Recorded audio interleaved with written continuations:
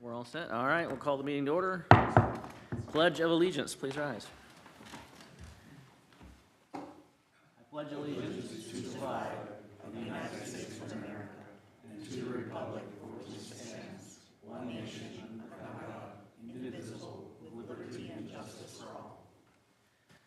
All right, good evening, folks. You have me tonight as your deputy mayor. All right. So any changes to the agenda? Nope. All right. Tonight we have two presentations. We'll go ahead and get started with the first, proclamation of Aging Matters in Brevard. I'll do my best pilot voice impersonation.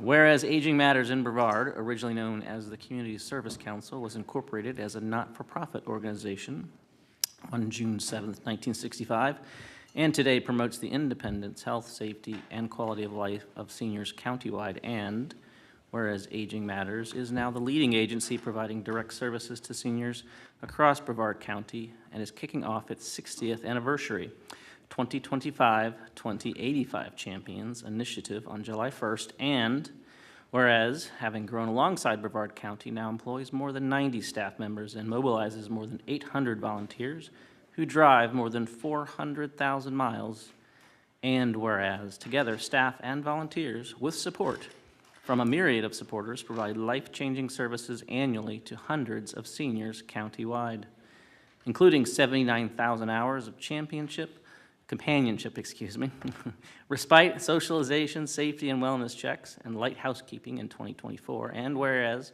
prepared more than 425,000 meals at its Brevard Community Kitchen, and distributed to them daily through its Meals on Wheels program, weekly at 13 Seniors at Lunch community dining centers, and monthly provided pet food for 160 clients through Pets on Wheels. And whereas installed 178 ramps and 2,100 grab bars, operated the Sunflower House, which provides critical caregiver support, recruited RSVPs, which are Retired Senior Volunteer Program volunteers, for its own and many other organizations, and conducted bone builder classes for 370 seniors to prevent osteoporosis. Now, therefore, be it resolved that the town of Indialantic of Brevard County, Florida, does hereby recognize and commend Aging Matters in Brevard for 60 years of distinguished service to the citizens, and particularly the senior citizens of Brevard County, and congratulates the Board of Directors and the leadership team for a job well done. This has been adopted in regular session this 11th day of June, 2025. Congratulations. So we'll get a quick picture.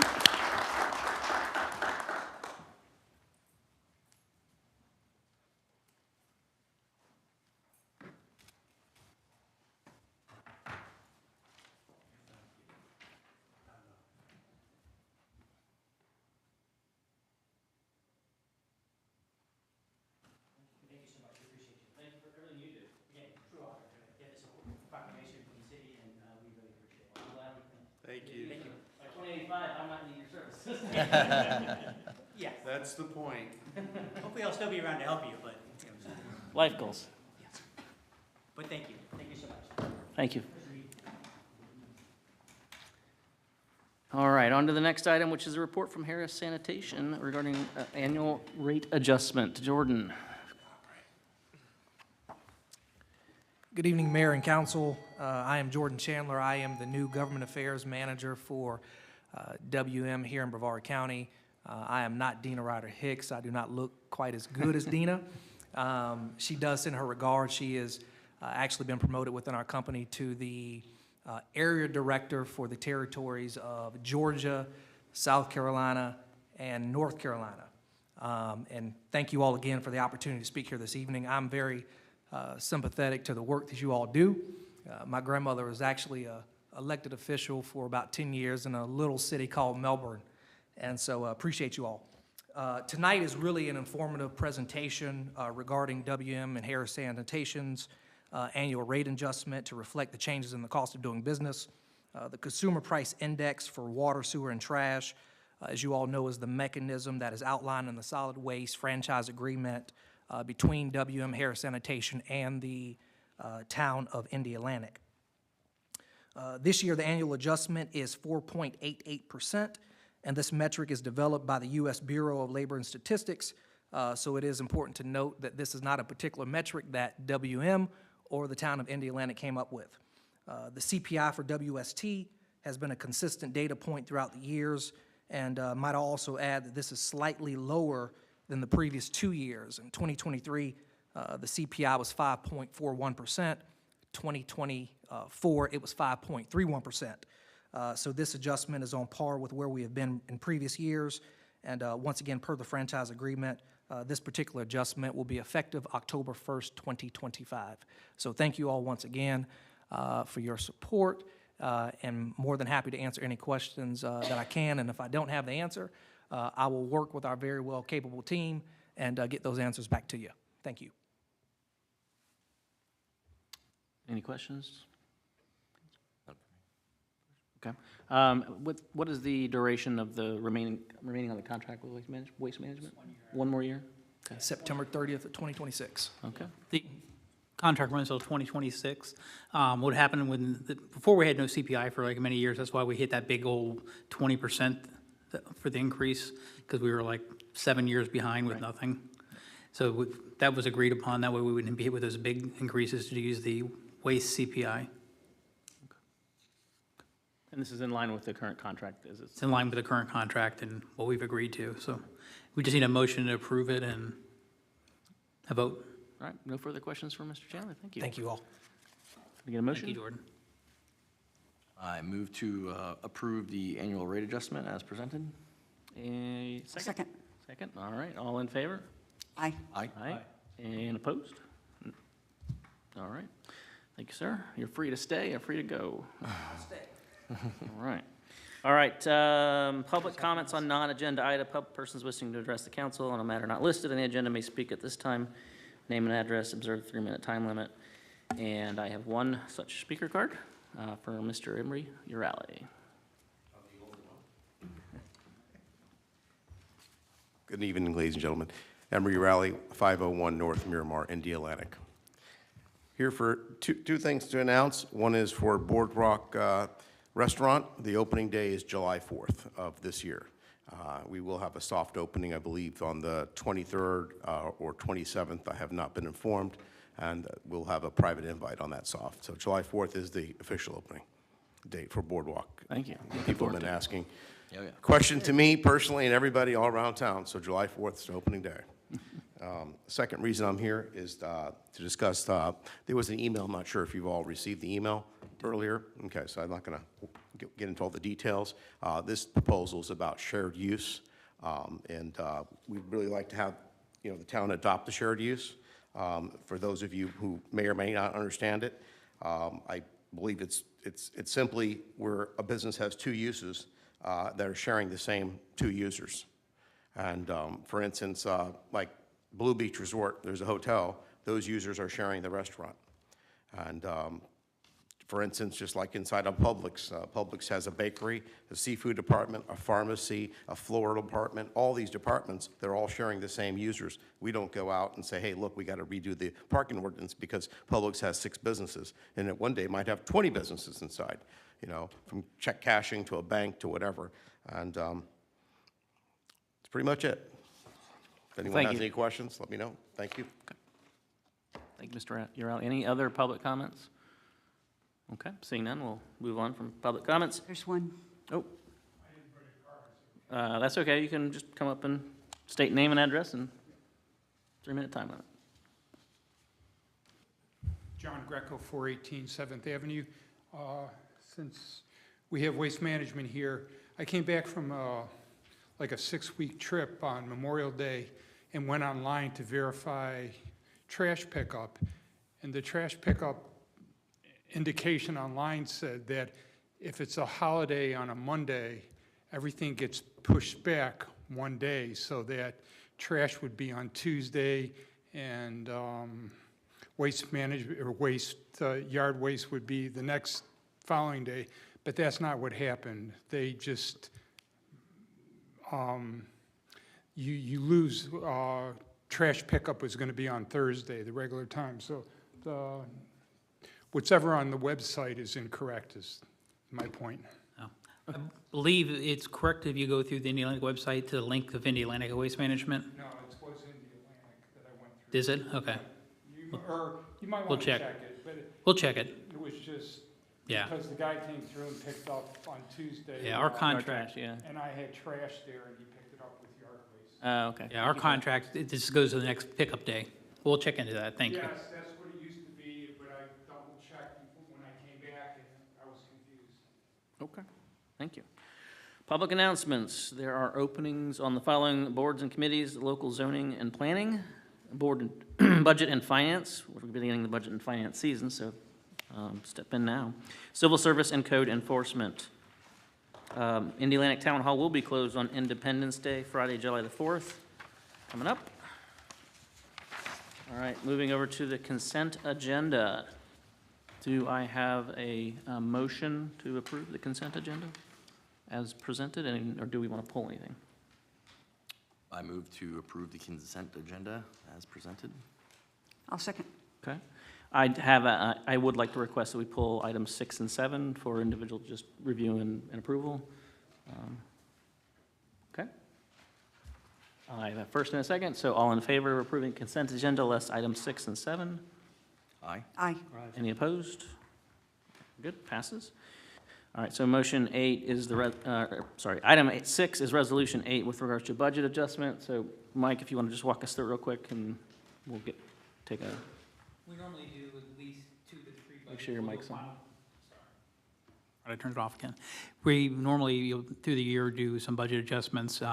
This is the second one. We usually try to do them quarterly, and then we have one for the end of the year where we've had some items come in. For example, if you'll see in here, there's a $61,000 miscellaneous and $533 for a safety grant that we got in. So those will be transferred to other line items that we've spent the money out of or gotten things. And otherwise, we transfer sometimes within a department. You'll see, like, if you look under the 521 accounts where we put money into the capital, that's an insurance payment for our vehicle that we received. And there's other items in here. When you see a negative and a positive, because they're over budget on one of those line items, so we're making up and staying within budget overall, but just adjusting through the departments and stuff and keeping that money in the area. You'll see, like, street drainage for $50,000 decrease, but we had a lot of engineering fees for that street drainage, so that's why it's street drainage, like capital item, we had to move it to the engineering side. So it's just making our budget even through the time, and we're still overall maintaining the budget. any questions from the council? Okay, any public comments or questions? Okay, we have a motion to approve? Yeah, move to approve the consent agenda, well, 6 and 7 of the consent agenda. We'll do 6 first, and then, I apologize. that's okay. The second, Move to approve 6 for the consent agenda. I'll second. okay, all in favor? Aye. Aye. Any opposed? No, question passes. All right, resolution 9, so I guess, Mike, if you want to walk us through that real quick? Yeah, so this is a fund balance forward. Basically, it's what we're putting in our reserves to help pay for things we've planned and stuff. So every year, the auditors tell us, based on last year's audit, there's a certain number we have. And for example, when I first started off, we had a little over 1.2 million in reserves. Now, last year, we had $5,222,000. This year, we're at 4.983. So we're right at the same we have. But if you look in here, like some of the items that included in this year's fund balance forward are actually this fiscal year, because they're already Right. been planned for to be paid for, like the new fire truck and things like that. But I've also done some additional for like our capital improvement plans and paving.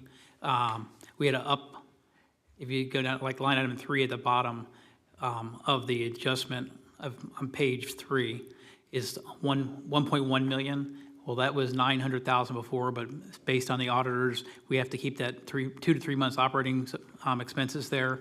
And we've had more expenses and salaries and everything, so they recommended upping that number.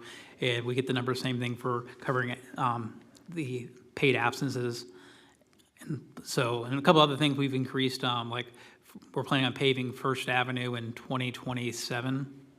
Yeah, So that's, So the 4,983,000 and change. Really, this just the 1.1 is the carry forward. Everything else has an assigned. Has an assigned. Project or capital improvement to it. Yes. There's a couple of little things in here, too. There's $200,000 additional that we still have in there for the Wavecrest area. Okay. Any questions from council? Okay. So we have a motion to, I'll make a motion to approve Resolution 09-2025, adhering to a fund balance practice. okay. Second? Oh, I forgot. Any public comments or questions? Oh. All right, hearing none. Well, we have a motion and a second. All in favor of approving item 7? Aye? Aye. Any opposed? Hearing none, we'll move. Motion carries. All right.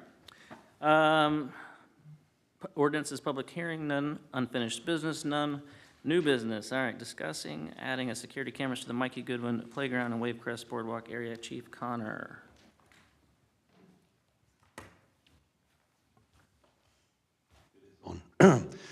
So the town manager and I have been talking for quite a while now about putting some security cameras up at the Mikey Goodwin Playground Park and on Wavecrest Avenue. In fact, we've talked about this for a long time.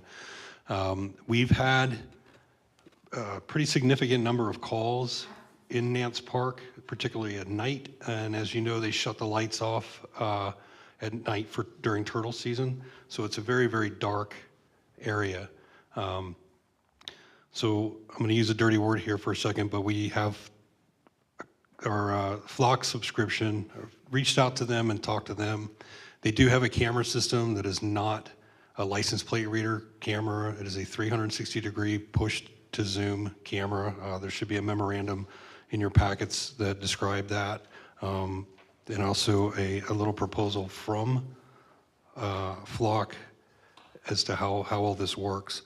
I've received numerous emails from concerned citizens about the playground and how the park is closed at night, and there's people in there. We've had from June 1st of 2024 to June 1st of 2025, just in Nance Park alone, we had 687 calls for service. A significant portion of those, about 413, were foot patrols, or the officer initiating foot patrols, which would lead into other things, kicking people out after park hours and things like that. We still have 274 remaining calls for service that were legitimate calls for service, from anything from battery to lost property to people getting injured. And then on Wavecrest itself, during that same time period, we had 79 calls for service.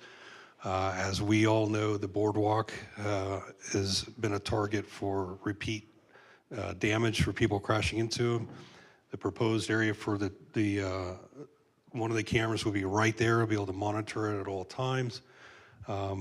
The camera in the playground area would have what's called an inclusion zone. It could be set up for when the park closes at midnight. We could set it up right on the playground. If somebody enters that inclusion zone, dispatch will get an immediate alert, real-time monitoring, and it'll actually track that person or that vehicle until it leaves the area. There's no AI, no facial recognition. It is strictly a security camera. It has a pretty significant zoom on it. It'll also, the one on Wavecrest will cover the areas of the Bizarro area, Cold Stone Creamery, and actually be able to allow us to look down Wavecrest and on the beach also. If we get rescue calls on the beach, drowning, things like that, we can actually zoom out and again be able to monitor it. If approved, I would write a very strict policy on its use, and I would actually limit the number of users who would be able to monitor it. And that's about it. There's two different types of cameras. One is electrically fed. If we did that, it would be a little bit cheaper to go with. The cost of those are $3,000 each. There's a one-time implementation fee. So for the first year, it would be $7,500, but that would include us working with FP&L, putting them on a pole, maybe subject to being shut off when the street lights are shut off. They would probably have to meter it. There's another option that's a solar option.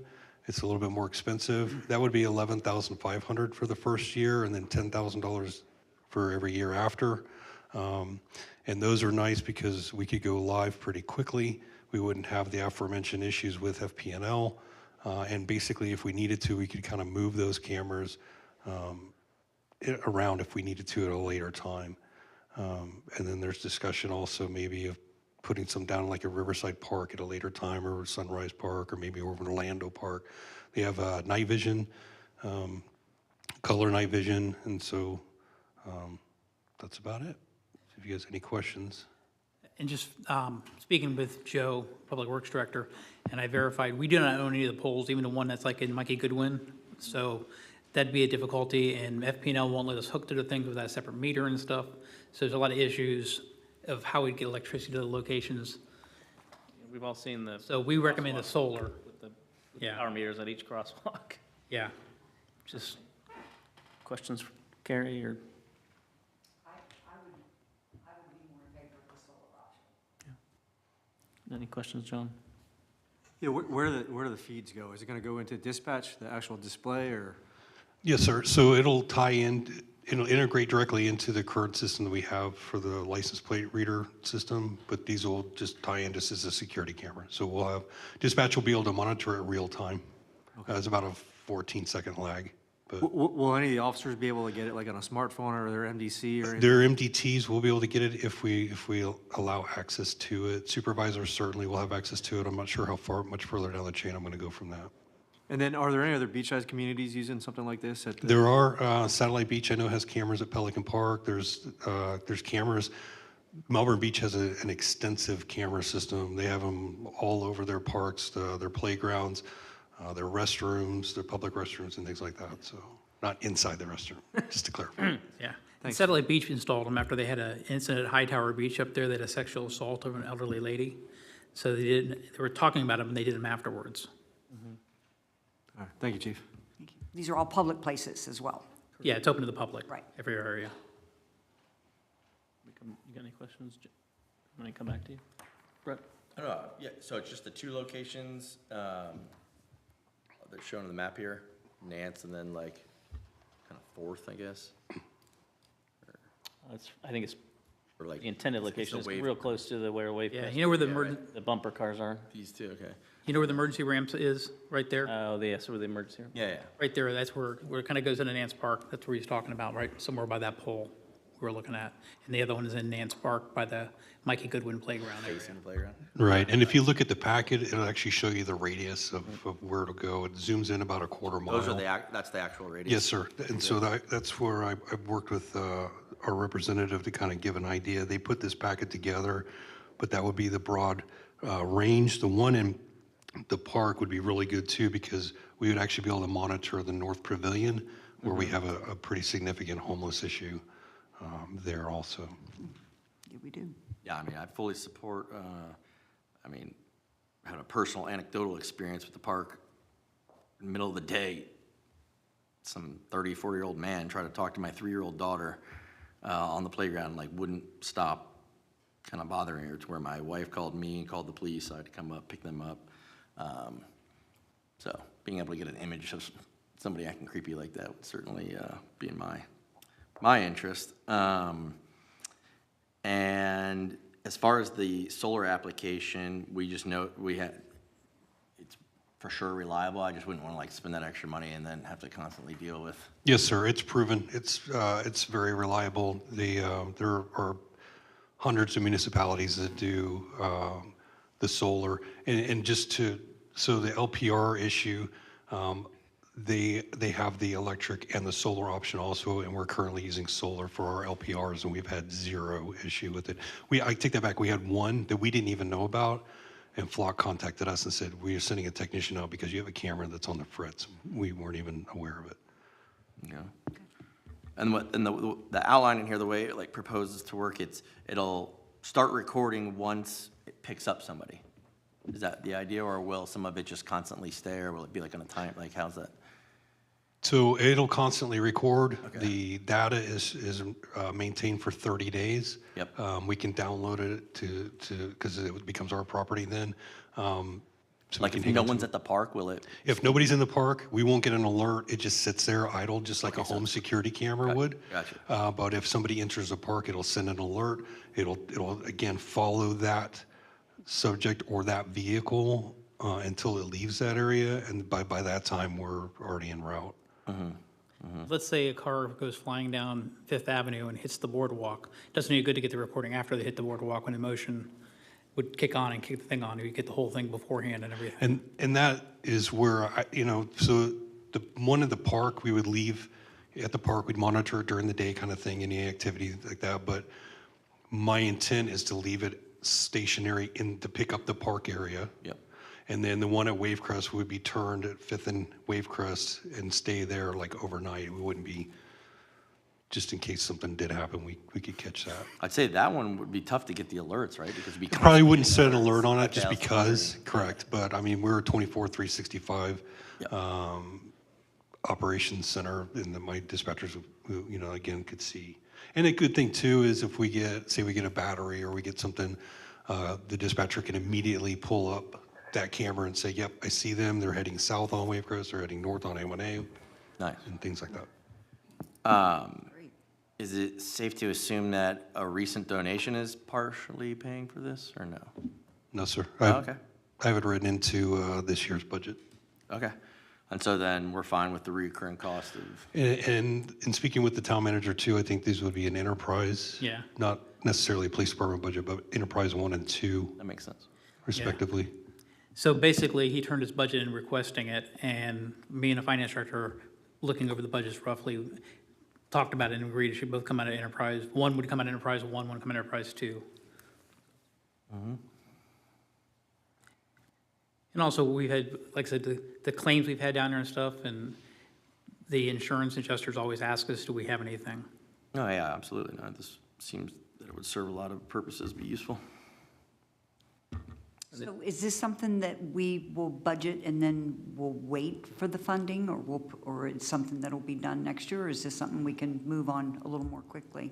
I can guarantee next year, I'll go with Chief Connor if y'all approve it, and if we can get things worked out with the numbers this year, or even sometimes they'll bill us in October and stuff like that. So I have a proposal from Flock, this proposal that's in your package, and speaking to our representative, they have a caveat in there that if we do go forward with it this fiscal year, that the final payment would not be due until the final camera is implemented, and they said that's 3 to 4 months out anyway, which puts us right at the beginning of the new fiscal year.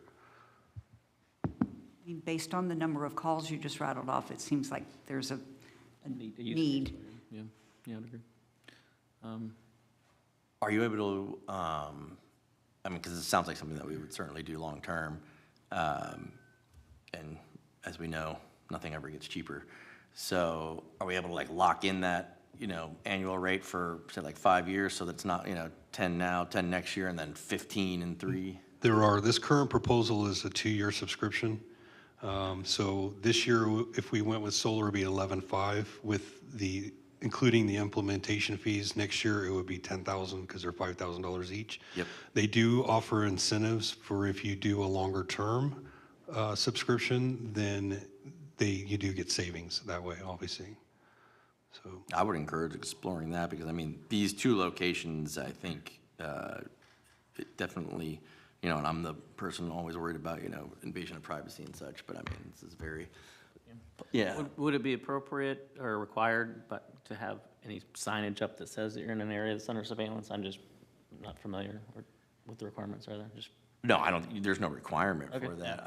And I would, in that area, I think you're gonna kind of But assume your it anyways. your expectation Yeah, of privacy exactly. is your Especially, public like, space. I would think Bizarro's has cameras. Right, You know what I mean? absolutely. But, yeah, I would encourage seeing if we can, like, obtain some savings for a longer term if we know we're gonna use it. Chief, do you know offhand what their different tiers are in terms of time periods? I believe they go from 1 to 5 year periods. 1 year, 2 year, 3 year, 4 year, 5 year. Okay. I mean, I think from a council standpoint, we could move forward with the guidance that if there was some, in order to give the staff the ability to engage in longer term. Yeah, Selecting a I longer-term encourage exploring the 5-year option. I mean, I think those 2 locations, we know it will, serve a value purpose. So. Correct. And any other questions before we open it for public? Okay. Any public comment? Okay. All right, so I think in this particular instance, we would just need to provide consensus on the guidance to the town staff with the rest, what we want to do. I don't think there's any resolutions required. Are there any proposals from council? To, Give guidance on their request. yeah, I mean, the extent of my guidance is to see what's the best deal you can get for a 5-year term. Yeah. Yeah. So it'd be the 2 cameras as proposed with a. Yeah, well, yeah, With a. yeah, sorry, that was the assumption, yeah. Yeah. And And going with the solar option at the 2 locations. so, yeah, I guess that's the other thing, is the solar, the power version. And then my expectation would be that if we went with the longer term, we'd be locking in the commitment to pay on an annual basis, but the price Right. point per year would be lower than the 10,000 on an annual recurring basis. Correct.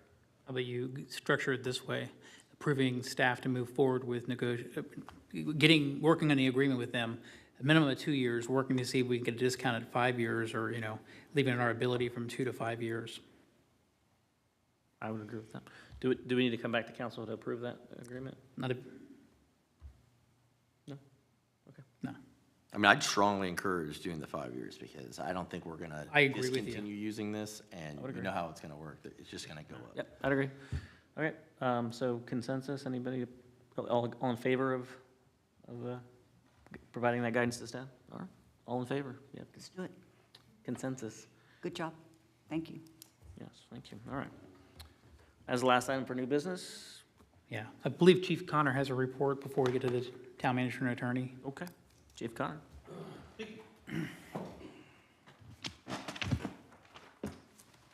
Just for the record, it's 6:33. This is on you, buddy. Yeah. Get bonus points for getting out early. I'm over. I will keep this brief. I got the button, thanks. The timer. Hit the timer. I got timered earlier. Okay, give me 1 second so I can swap all this stuff.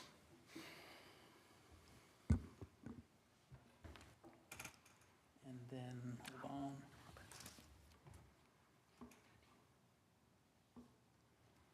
Good to go? Yep. All right. So the Indialantic Police Department was officially established in November of 1953. Over the decades, the department has proudly served the town of Indialantic with dedication, professionalism, and an unwavering commitment to public safety.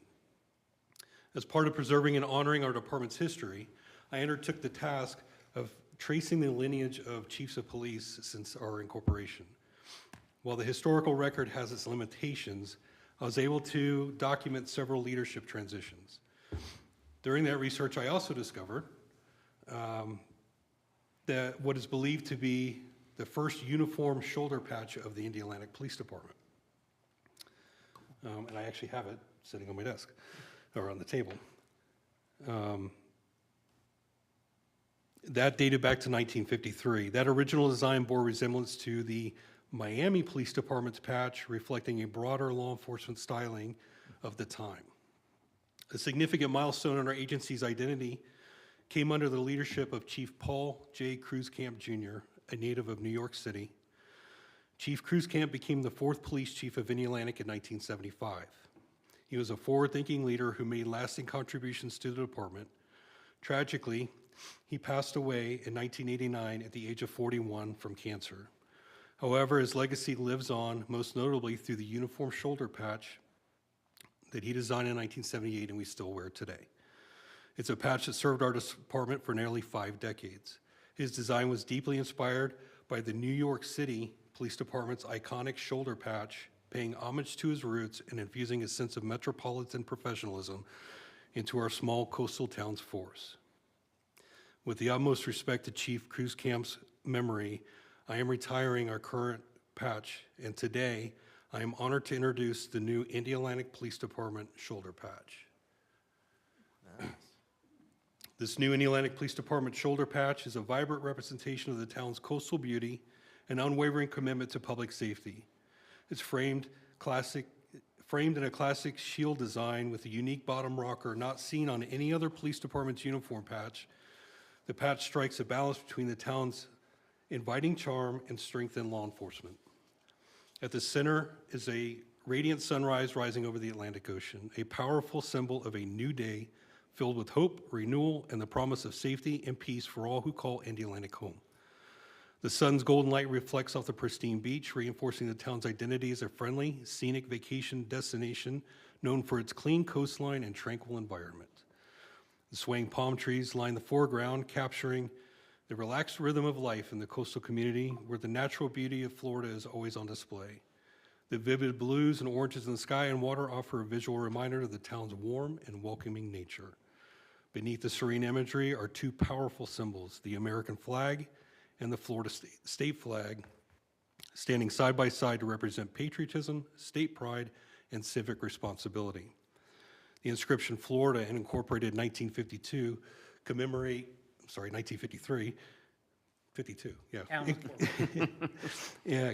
the town's longstanding history and rooted presence in Brevard County.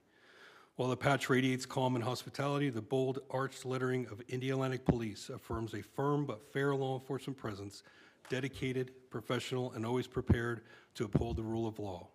The patch serves as a visual pledge that behind every sunrise and ocean breeze stands a police department committed to preserving peace, order, and community trust. And before you, you have our current Indialantic Police Department patch, and I want to present each of you with our new police department. Awesome. Thank you.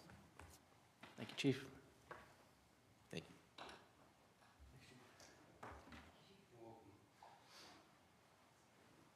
you. If you hold it just right in the light, it shimmers. It actually looks like the waves are coming on shore. It's kind of cool. So, thank you very much. Thank you.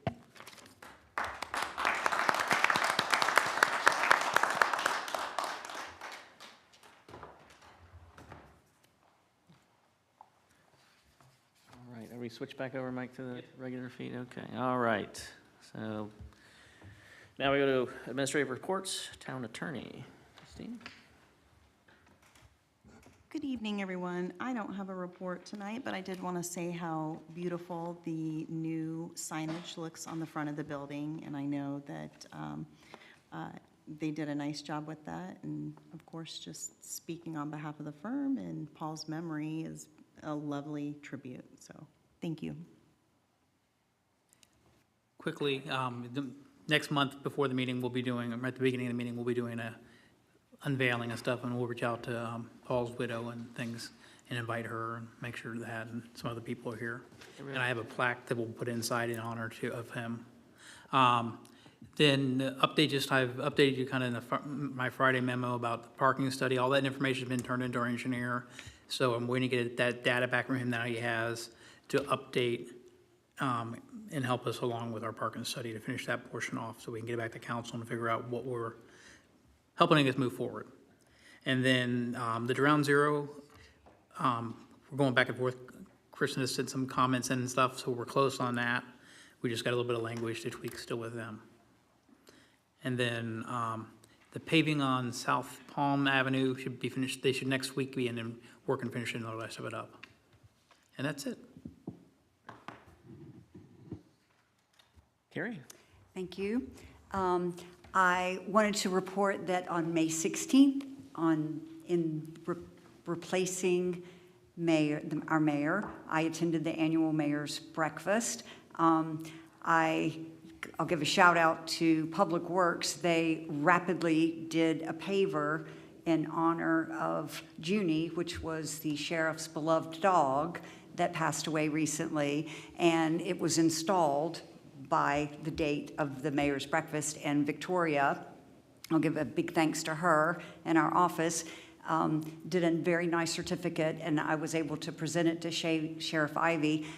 He teared up, and he didn't say anything bad about Indialantic that day. Good job. Which was I thought was a very good job, because it's the purpose of that mayor's breakfast is they roast the mayor. Roast, yes. It was, so he didn't say anything bad, and he was very touched, and he said that he was gonna take a ride out and look at it as the next time he was this way as well. So I'd like to thank our town for helping us expedite that so we could present that to the sheriff, and he really liked it very much. And I also wanted to thank our police department and our fire department personally, because I was involved in a car accident last week, on the causeway, and they responded, and it was, their response time was less than a minute, and everyone walked away. Unfortunately, my car was totaled, but walked away, and cars can be replaced. And I just wanted to say thank you to the police department and the fire department for their professionalism and their help. So thank you very much. John? Good evening. Just wanted to report that I attended the Space Coast League of Cities Board of Directors meeting on Monday night and the dinner that followed, and it was very nice. Councilman Wright was there with me, and the focus of the dinner afterwards was the scholarship presentation, which was recently renamed to the Paul R. Googleman Scholarship. So it was very nice presentation, and it was good seeing those kids get those scholarships. So it was a good meeting. Yeah, all's getting recognized. Good job. Thank you. Chief Connor, you nailed it out of the park with this, man. This is awesome. I'm dead serious. Like a beachside town like this needs to be represented as such, so I really, really like this a lot. And then on a personal note, it's confirmed that so that my aging parents can move in with me and my wife. I will be moving because we need a bigger house. And so I'm going to be moving a town over, unfortunately, to the wild, wild Melbourne Beach. But I'm stating this for two reasons. One, anyone out there that's interested, my seat will be open. And two, since we do live in a small community, I guess these random things tend to happen. But the house that we're buying, somebody's redoing it from like the studs up. And that person is the twin brother of the owner of the CR Health and Wellness business. So we didn't identify this house until about a month and a half ago and finally put it down on deposit. But I just want to make that clear that this all randomly came about well after the fact of the issues that have been being presented before us. And to the extent that they are going forward, I would respectfully, not want to have any sort of involvement or vote or anything of that nature. So I just wanted to put that on the record. Thank you, Brett. Sorry to see you go. One thing that's fortunate, though, is we won't be closing and such until I'll be able to finish out my term. So it won't be until November. We'll hold you to that. I just want to say thanks to Mike for the inclusion of the budget report in last month's council agenda. I actually missed it. I had to go back and read it after talking with Mike, and he pointed it out to me that it was in there. So I just want to say thank you for that. I appreciate that. And with that, I will call it a night. So thank you folks for coming. Meeting adjourned.